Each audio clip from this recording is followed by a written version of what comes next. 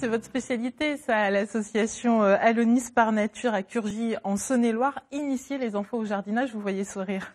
Oui, oui, oui. Ça fait des années qu'on accueille des écoles, des centres de loisirs, des familles aussi qui viennent avec leurs enfants, qui viennent simplement visiter le jardin ou faire des ateliers à thème pour faire du jardinage biologique, de la permaculture, des ateliers du goût, voilà, découvrir le jardin, les plantes. Voilà. Et pour les grands enfants que nous sommes, avez-vous des conseils si par exemple on décide de s'y mettre au jardinage, par où on commence? Alors tout simplement de trouver un petit morceau de terre et si on n'en a pas, un bac, tout simplement. Et de commencer par des plants de salade, des tomates, parce que c'est toujours agréable de récolter ces petites tomates. Et c'est plus facile à cultiver? C'est facile, il suffit d'aimer, je dirais. Pas besoin d'avoir la main verte, c'est ce que je voulais Pour moi, vous demander. c'est ça. La main verte, c'est aimer les plantes, aimer mettre sa petite graine dans la terre.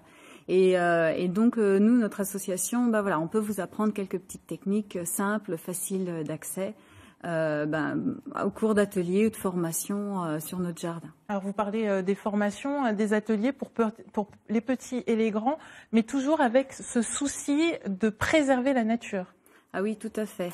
Donc, on met des méthodes de permaculture en place. Donc, c'est du jardinage bio, mais beaucoup plus poussé, beaucoup plus respectueux. Et on travaille avec la nature. Donc, on invite, par exemple, les insectes auxiliaires, comme les coccinelles, tout simplement, à venir travailler pour nous dans le jardin. Donc, mettre en place, voilà, des petites méthodes comme ça, faciles et accessibles à tout le monde. Et quels sont les ateliers que vous proposez aux enfants, notamment? Alors, on travaille en atelier tournant. Donc, on met en place, par exemple, 4 ateliers. Un atelier jardinage où les enfants font leurs petites plantations directement dans la terre. Un atelier semis où ils mettent des petites graines dans des pots qu'ils peuvent emmener ensuite à la maison et voir pousser la graine, découvrir toute la plante. Un atelier, par exemple, land art où, par le côté artistique, en allant cueillir des petites fleurs dans le jardin, faire un dessin au sol pour faire un cadeau au jardin, à la nature, par ce moyen-là. Voilà. Et puis, des ateliers du goût, voilà. Goûter les petites fraises du jardin qui arrivent en ce moment, des confitures, des tomates. J'ai l'impression que c'est cet atelier-là qui remporte le plus de succès, non? Oui, facilement. Et est-ce que vous travaillez également avec les écoles? Il y a un travail pédagogique avec les enseignants aussi par rapport à ça? Donc, avec des projets pédagogiques montés ensemble, quand les écoles peuvent venir directement au jardin, donc sur une demi-journée, une journée ou plusieurs fois dans l'année. On se déplace aussi dans les écoles pendant le temps scolaire et aussi pendant les temps périscolaires, donc après l'école. C'est important ça que les jeunes, les plus jeunes, enfin on parle des enfants, mais il y a aussi des collégiens et des lycéens, puissent s'approprier la terre.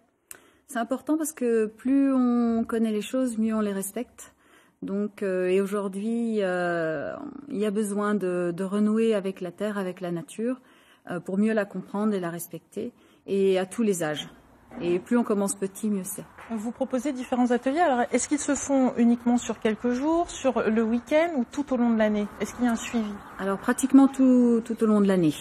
Donc après, ça dépend de la demande. Ça peut être simplement sur une journée ou sur toute l'année à différentes périodes pour découvrir les saisons, le jardinage à telle période.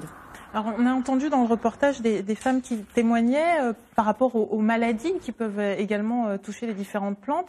Est-ce qu'il y a des trucs et astuces à savoir? Alors oui, il y a des méthodes. Donc, il faut beaucoup faire de préventif pour que ça marche.